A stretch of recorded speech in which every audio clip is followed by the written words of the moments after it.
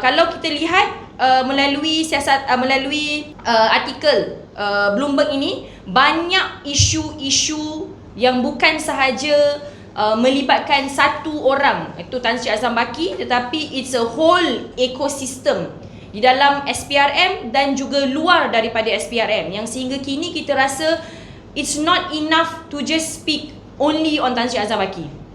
Itu yang pertama. Jadi sebelum saya berhujah pula dulu, sebelum saya teruskan lebih lanjut tentang beberapa poin yang penting, Muda dan juga Pejuang pada hari ini ingin melancarkan satu kempen Tangkap Azam Baki. Yang mana kempen Tangkap Azam Baki ini kerana kita berdasarkan kepada 3 perkara utama yang push us to actually launch this campaign. Itu yang pertama adalah berkenaan yang saya sebutkan tadi, berkenaan dengan isu paling utama di dalam Bloomberg punya artikel ini, berkenaan dengan corporate mafia. Sehingga ke hari ini, daripada tarikh Bloomberg mengeluarkan ini Februari 12, hampir 1 bulan, tidak ada satu pun siasatan berkenaan dengan isu corporate mafia. Isu untuk menyiasat Tan Sri Azam Baki ini melalui jawatan kuasa yang ditubuhkan ini, kami daripada awal telah maklumkan bahawa ini adalah satu siasatan ataupun jawatan kuasa yang tidak telus, tidak ada mungkin berkepentingan di dalam isu-isu dan sebagainya. So we demand that melalui siasatan ini tidak ada apa-apa lagi yang dimaklumkan kepada rakyat, tidak ada apa-apa lagi langsung update yang begitu telus, yang begitu straightforward untuk dimaklumkan kepada rakyat. Tapi saya ingin tanya tuan-tuan dan puan-puan rakyat Malaysia, apa yang jadi dengan jawatan kuasa tersebut? Sampai sekarang tidak ada langsung sebarang feedback. Until now there is no feedback at all. Until now there is no response at all. Seolah-olah senyap. Tapi sepanjang 2 minggu ini, tiba-tiba negara kita digemparkan dengan konspirasi bahawa ada Zionis terkemuka ingin menumbangkan kerajaan. Inilah yang merisaukan kita, kerana kita percaya bahawa ada unsur-unsur daripada mereka yang berada dalam kerajaan atau jawatan-jawatan tertinggi dalam negara, atau mereka-mereka yang berpengaruh dalam negara ini, untuk secara senyap melupakan rakyat tentang apa yang berlaku. Bagaimana mungkin kalau Azam Baki yang menjadi target kepada siasatan ini, dia tidak melepaskan jawatan atau tidak direhatkan daripada jawatan dan masih lagi menjadi subjek siasatan? Adakah dia akan menerima siasatan yang seterusnya tanpa merisaukan tentang kuasa yang ada pada beliau ini? So oleh kerana itu, kita kini tiada pilihan lain kecuali mengajak seberapa ramai rakyat yang mungkin untuk memahami apa yang sedang berlaku.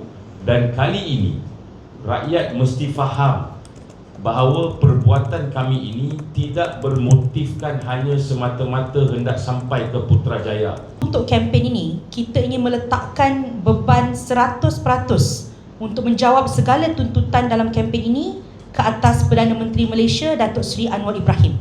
Because let's be frank, secara jujurnya, kempen ini adalah manifestasi terhadap kegagalan Datuk Seri Anwar Ibrahim untuk melaksanakan segala janji-janji reformasi institusi yang telah dilaungkan daripada zaman dia pembangkang lagi.